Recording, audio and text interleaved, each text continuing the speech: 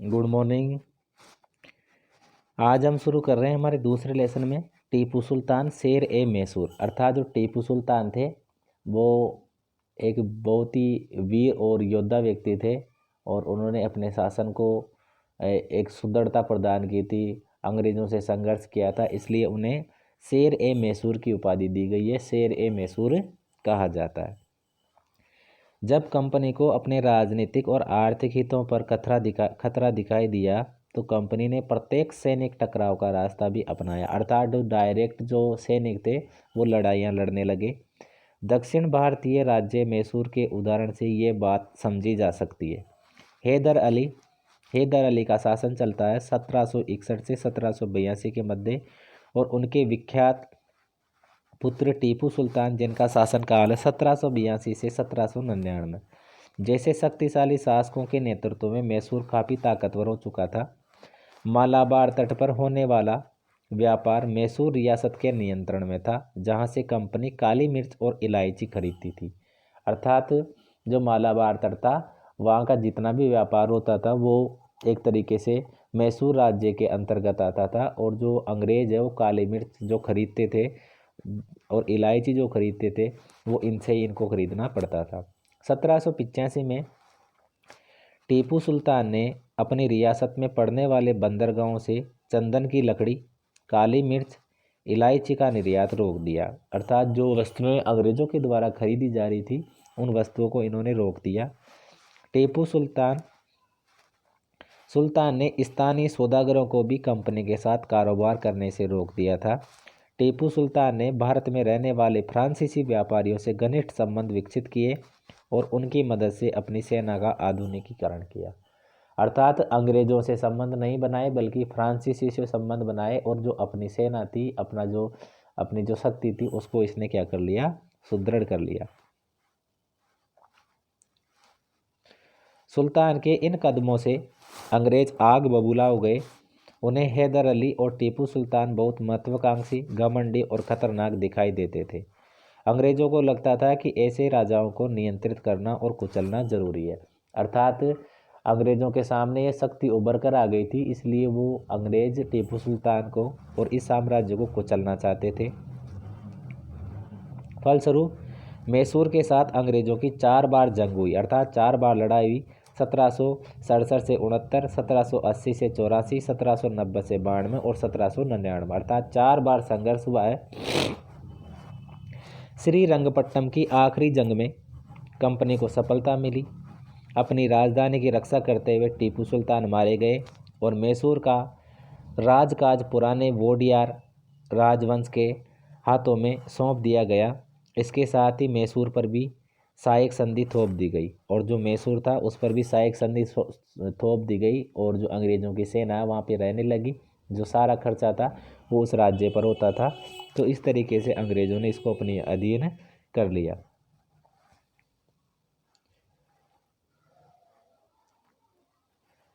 इसके बाद में मराठों से भी संघर्ष हुआ है, मराठों से भी लड़ाई हुई है। तो 18वीं सदी के आखिर से कंपनी मराठों की ताकत को भी काबू और ख़त्म करने के बारे में सोचने लगी। देखिए दक्षिण भारत में जो मराठा शक्ति थी वो एक विशेष शक्ति थी जिसमें आपने शिवाजी का नाम सुना होगा, ठीक है। तो ये जो वंश था ये दक्षिण भारत में नहीं बल्कि उत्तरी भारत में भी एक तरीके से सत्ता स्थापित करने की शक्ति रखता था और इसने कुछ स्थानों को जीता भी था। 1761 में पानीपत की तीसरी लड़ाई में हार के बाद दिल्ली से देश का शासन चलाने वाले मराठों का सपना चूर चूर हो गया और जो मराठा थे वो 1761 में जो अहमद शाह अब्दाली के साथ में युद्ध हुआ था उसमें हार गए। उन्हें कई राज्यों में बांट दिया गया। इन राज्यों में बागडोर, सिंधिया, होलकर, गायकवाड़ और भोंसले जैसे अलग अलग राजवंशों के हाथों में थी। ये सारे सरदार एक पेशवा अर्थात जो सर्वोच्च मंत्री होता है के अंतर्गत एक कॉन्फेडरेसी अर्थात राज्यमंडल के सदस्य थे। सबसे बड़ा जो अधिकारी होता था मराठा साम्राज्य में वो पेशवा होता था और पेशवा के अंतर्गत ये काम कर रहे थे। पेशवा इस राज्यमंडल का सैनिक और प्रशासकीय प्रमुख होता था और पुणे में रहता था। महादजी सिंधिया और नाना फडणवीस 18वीं सदी के आखिरी के 2 प्रसिद्ध मराठा योद्धा और राजनीतिज्ञ थे। एक के बाद एक कई युद्धों में कंपनी ने मराठों को घुटने टेकने पर मजबूर कर दिया। पहला युद्ध 1782 में सालबाई संधि के साथ खत्म हुआ, जिसमें कोई पक्ष नहीं जीत पाया। दूसरा अंग्रेज मराठा युद्ध 1803 से 1805 के मध्य हुआ, जिसमें कई मोर्चों पर लड़ा गया। इसका नतीजा ये हुआ कि उड़ीसा और यमुना के उत्तर में स्थित आगरा व दिल्ली सहित कई भूभाग अंग्रेजों के कब्जे में आ गए, अर्थात जो अंग्रेज थे उन्होंने अधिकार कर लिया। अंततः 1817 से 1900 ईस्वी के 1817 से 19 के मध्य जो तीसरा अंग्रेज मराठा युद्ध हुआ है, उसमें मराठों की ताकत को पूरी तरीके से कुचल दिया गया। पेशवा को पुणे से हटाकर कानपुर के पास बिठूर में पेंशन पर भेज दिया गया, अर्थात जो पेशवा होता है उस पेशवा को अब क्या है कि वार्षिक पेंशन दे दी जाएगी और उनको वहाँ पुणे से हटाकर कानपुर भेज दिया गया। और विंध्य के दक्षिण में स्थित पूरे भाग पर कंपनी का नियंत्रण आ चुका था, अर्थात जो महाराष्ट्र के आसपास का जो पूरा क्षेत्र है उस पूरे क्षेत्र पर जो अंग्रेज है उनका अधिकार हो गया। सर्वोच्चता का दावा। उपरोक्त विवरण से स्पष्ट है कि 19वीं सदी की शुरुआत से कंपनी क्षेत्रीय विस्तार की आक्रामक नीति पर चल रही थी। लॉर्ड हेस्टिंग्स 1813 से 1823 तक गवर्नर जनरल, भारत में गवर्नर जनरल रहे थे लॉर्ड हेस्टिंग्स। इनका शासन 1813 से 1823 तक है के नेतृत्व में सर्वोच्चता की एक नई नीति शुरू हो गई।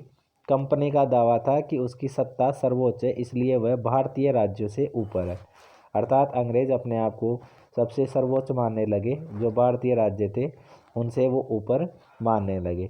अपने हितों की रक्षा के लिए एक भारतीय रियासत का अधिग्रहण करने या उनको अधिग्रहण की धमकी देने का अधिकार अपने पास मानती थी, अर्थात वो ये कहती थी कि वो किसी भी राज्य को अपने में मिला सकती है। ये सोच बाद में अंग्रेजों की नीतियों में दिखाई देती रही लेकिन ये प्रक्रिया बेरोक नहीं थी। उदाहरण के लिए जब अंग्रेजों ने कित्तूर अर्थात कर्नाटक के छोटे से राज्य को कब्जे में लेने का प्रयास किया तो रानी चेन्नम्मा ने हथियार उठा लिए और अंग्रेजों के खिलाफ आंदोलन छेड़ दिया, अर्थात अंग्रेज आसानी से सब कुछ नहीं कर पा रहे थे, उनका विरोध भी हो रहा था। 1824 में उन्हें गिरफ्तार कर लिया गया और 1829 में जेल में ही उनकी मृत्यु हो गई। चेन्नम्मा के बाद कित्तूर स्थित संगोली के एक गरीब चौकीदार रायन्ना ने यह प्रतिरोध जारी रखा। चौतरफा समर्थन और सहायता से उन्होंने बहुत सारे ब्रिटिश शिविरों को दस्तावेजों को नष्ट कर दिया था। आखिरकार उन्हें अंग्रेजों ने पकड़कर 1830 में फांसी पर लटका दिया। प्रतिरोध के ऐसे कई उदाहरण आप इस किताब में आगे पढ़ेंगे, अर्थात अंग्रेजों को बार बार अलग अलग समय पे प्रतिरोध का सामना करना पड़ा, आसानी से वो हमारे भारत को नहीं जीत पाए। 1830 के दशक के अंत में ईस्ट इंडिया कंपनी रूस के प्रभाव से बहुत डरी हुई थी।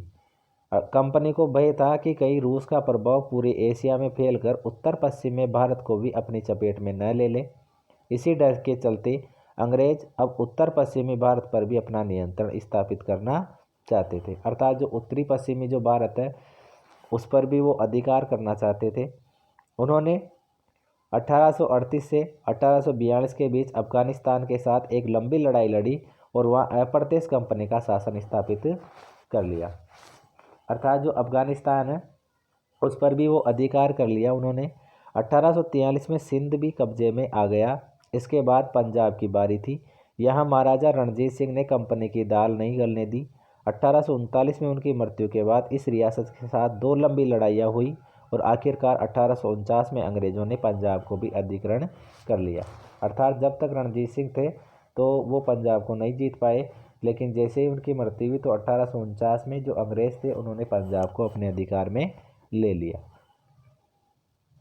इसके बाद है विलय की नीति। अंग्रेजों ने एक नीति बनाई थी विलय की नीति, जिसके माध्यम से उन्होंने कई रियासतों को अपने में मिलाया। अधिग्रहण की आखिरी लहर 1848 से 1856 के बीच गवर्नर जनरल बने लॉर्ड डलहौजी ने शासनकाल में चली। लॉर्ड डलहौजी ने एक नीति बनाई जिसे विलय की नीति का नाम दिया गया। ये सिद्धांत इस तरह पर आधारित था कि अगर किसी शासक की मृत्यु हो जाती है और उसका कोई पुरुष वारिस नहीं है तो उसकी रियासत हड़प ली जाएगी, यानी कंपनी के भूभाग का हिस्सा बन जाएगी। उन्होंने एक नीति अपनाई थी जिसे कहते हैं गोद निषेध की नीति।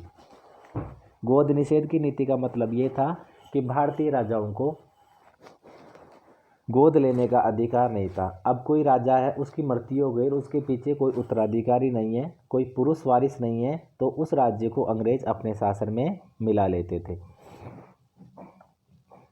इस सिद्धांत के आधार पर एक के बाद कई रियासतें जैसे सतारा 1848 में, संबलपुर 1850 में, उदयपुर 1852 में, नागपुर 1853 में और झांसी 1854 में अंग्रेज़ों के हाथों में चली गई। इन सब रियासतों को अंग्रेज़ों ने अपने में मिला लिया। आखिरकार 1856 में कंपनी ने अवध को भी अपने नियंत्रण में ले लिया। इस बार अंग्रेज़ों ने एक नया तर्क दिया। उन्होंने कहा कि वे अवध की जनता को नवाब के कुशासन से आज़ाद कराने के लिए कर्तव्य से बंधे हुए हैं, इसलिए वे अवध पर कब्जा करने को मजबूर है। उन्होंने क्या किया कि कुशासन का आरोप लगा दिया, अवध पर कुशासन का आरोप लगा दिया, अर्थात ये जो शासन है ये अच्छा नहीं चल रहा है, ये कहकर उन्होंने अवध को भी अपने राज्य में मिला लिया। अपने प्रिय नवाब को जिस तरह से गद्दी से हटाया गया उसे देखकर लोगों में गुस्सा भड़क उठा और अवध के लोग भी 1857 के महान विद्रोह में शामिल हो गए, अर्थात जो क्रांति थी उस क्रांति में शामिल हो गए।